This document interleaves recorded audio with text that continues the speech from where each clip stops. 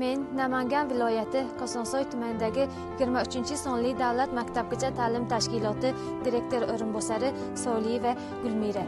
Prezidentimizning 2026-yil 5-fevraldagi 19-sonli farmoniga muvofiq maktabgacha ta'lim tizimida ta'lim sifati va samaradorligini oshirish, bolalarning har tomonlama rivojlanishini ta'minlash, zamonaviy pedagogik texnologiyalarni joriy etish hamda tarbiyachilarning kasbiy mahoratini oshirish ustuvor vazifa etib belgilandi.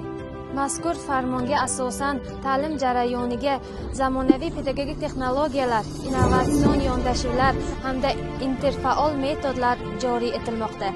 Ayniqsa 5+1 dual ta'lim tizimini amaliyotda joriy etish orqali nazariya va amaliyot uyg'unligi ta'minlanmoqda. Bizning bog'chamizda ham aynan shu farmon ijrosini ta'minlash, bolalarimizning bilim va ko'nikmalarini rivojlantirish, ularning ijodiy salohiyatini qo'llab-quvvatlash maqsadida ko'pgina ishlar olib borilmoqda. Zero kelajagimiz poydevori aynan maktabgacha ta'limdan boshlanadi. Barkamol, sog'lom va bilimli avlodni tarbiyalash barchamizning sharafli burchimizdir.